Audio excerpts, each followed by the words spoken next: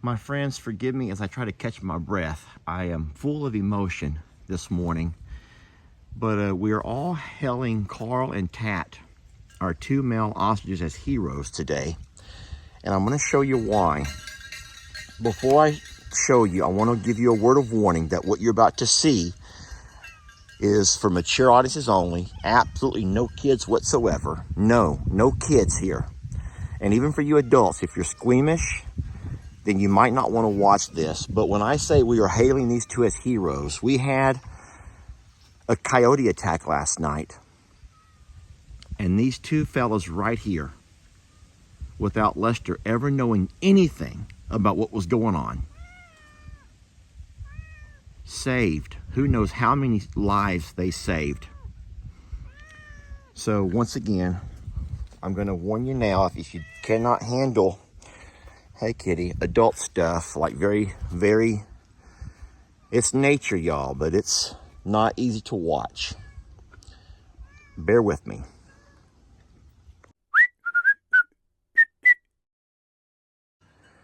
So my fingers are right now in front of the decapitated head of the coyote. I don't think that there's no way that by the guidelines I'll be able to show that, and I don't think that I need to. Our goats are in quite the panic, and they're still alarmed. The birds are very calm. The calves are okay, maybe a little bit jumpy and nervous. But what I'm going to do is walk around and show you all something as much as I can. I'm going to be very careful how I show it. I have community guidelines I have to adhere by. I can't risk losing my Facebook and YouTube privileges. That's how I make an income. So bear with me, and let me kind of give you the layout of what's going on here. This is the pasture where we keep our goats, our calves, and our big birds overnight. Now they also have access. There's an opening, a gate over here. I'm keeping my hand there. There's a gate. The green gate there, a swing gate, opens up, and animals can come into really either side. Once it gets nighttime, the goats, the calves always bed up around the birds, always, for protection. And luckily, so darn lucky they did last night especially. Because, well, I'm going to show you. Kitty, I'm sorry, baby, I can't love right now. Sweetie, are you saying that don't give all the credit to the birds because you guys helped? All right, so everyone needs to know that Danny and Ruby helped, y'all. Danny and Ruby did their part. They helped. They helped keep the goats safe. I'm going to pan my camera around now and show you something. And I'm going to use the wood, the corral board there. Watch my toe, sweetie, on the fence. Look at the back side of the fence, my friends. I'm going to get a little bit closer for you, but I just want you to, I don't want to get in trouble. I don't want to get in trouble. And I want you to see what I'm looking at.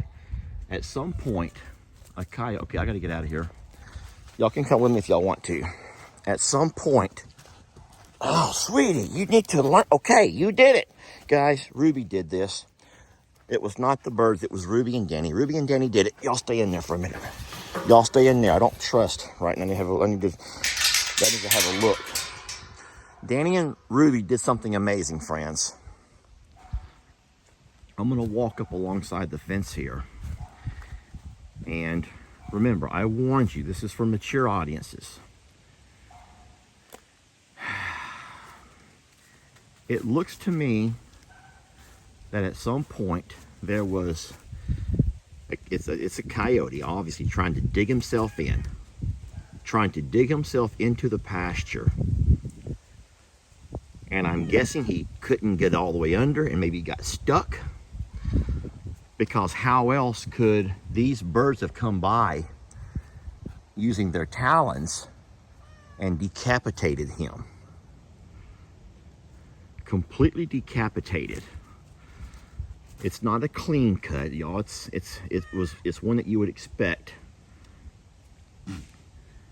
This is very graphic, and I'm so sorry for everybody. But right now, my emotions are on one side. I'm just welling with pride. When I say welling, I mean I'm just so darn proud of these guys. So proud of them. And then I feel, on the other hand, I feel so small. I just feel so small that here I am trying to take care of animals, and I wasn't able to do my job, and I had no idea this was all happening. All of this transpired throughout the night, and I had no idea of what was happening. And then coming out this morning and seeing everyone acting so strange, and I completely understand why. I'm going to move to a different perspective now, a different angle. And all we can do are kind of like draw conclusions of what happened. Here is the backside view. You can see all of the scratching there alongside where it tried to go underneath the fence. And then all I can assume is that as it was trying to make its way under, the birds came up. And then you would suspect that it would just, if it were scared, it would pull itself back out. Kitty, come out of there. But what I'm thinking is maybe it must have gotten stuck, or it was the first strike was lethal enough.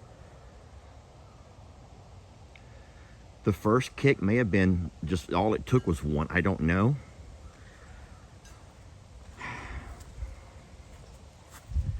And so please understand that get out of there. And then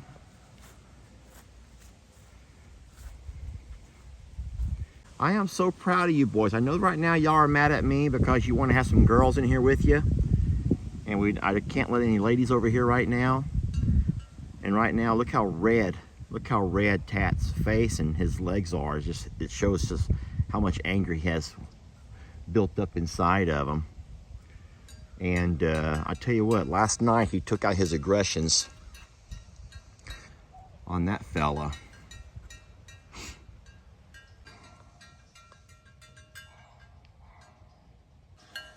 And then I just keep asking myself a second question.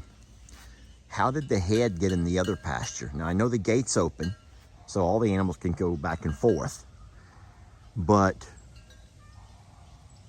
were these guys running around with his head like as a trophy?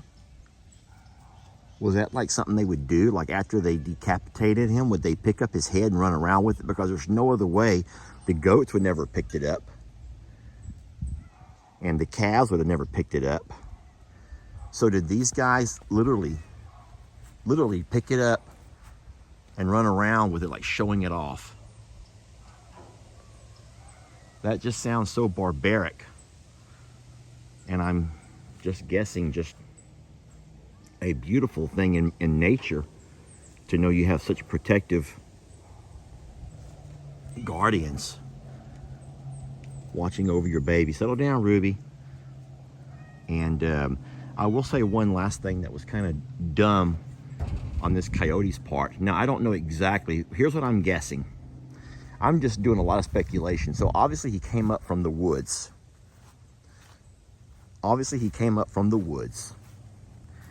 But as he walks along this fence line over here, I can imagine the goats were all scrambling around. And at some point, the goats probably ran to the other side. And so that's when he comes to the second fence. Or maybe there was a goat in the corner. I don't know. I have no idea. Maybe there was a goat in the corner or either on the other side. So he begins to dig under right there. But what's so dumb about that is that right here we actually have an opening. This is our doggy door. That's actually that we cut into the fence so our babies can come in and out. And the coyote obviously did not even understand or realize that was there, because that'd have been a lot faster way in. Now, and a lot easier way out. Now, granted, the results may have been the same. The birds may have made it to where he wasn't brave enough to come in there. But nonetheless, we have a couple of heroes on our hands right here. We have a couple of heroes to hell, H-A-I-L. All hail King Carl and King Tat. Hear ye, hear ye. Kitty, kitty, we're trying to love right now. You didn't do nothing. You didn't do nothing to help. I don't think you did nothing to help. Climb the tree and watch. She's trying to give us her version of the story. All right, what happened? What happened over there? You want to... She says, follow me and I'll tell you where he came from. I'm not going to follow you down in them woods. I ain't crazy. This video's not meant to scare you. It's meant to let you know what amazing protectors we have. And Carl and Tat. I'm so proud of them. So darn proud of them. And you're proud of them too. They did a good job. Yes, they did. King Carl and Prince Tat. Yeah, there we go. King Carl and Prince Tat, protectors of the littles.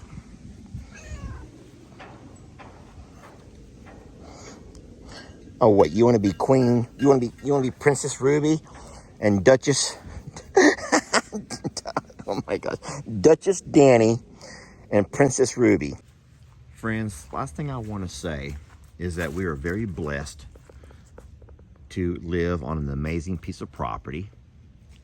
But anyone that chooses to live, well, it doesn't really matter where you live. There's always going to be risk. I can promise you that there's as many risks living in the cities as there are living in the countries. And so what we do is try to find ways to be proactive in the fact that we do put our babies with our big birds. We also have our 3 Great Pyrenees dogs who sleep outdoors overnight. And for everyone who's going to say, you should have cameras, Lester, you should have cameras. Guys, we should have cameras for what? Do you think that if I had a camera mounted there, that Coyote would have saw that camera and hauled ass the other way? Or put his hoodie up over his head and creeped up out of the camera's view? A camera to an animal does nothing. Please don't be foolish and start screaming about cameras. Having a camera for an animal predator is not going to deter the animal. That may deter crime in the city when people realize there's cameras that are, and all of their movements are being recorded. But animals don't think that way. A camera would have done nothing but shown us what we already know. That a coyote came up at some point over the night, throughout the night, and now that coyote's dead. So, what's wrong, sweetie? You're still our sweet princess. And you're still the sweet Duchess, love. Friends, thank you all for watching. Thank you for keeping our babies in your thoughts and prayers. And let's make sure that we remember who the true hero is today. And that fella right there, along with King Carl there in the corner.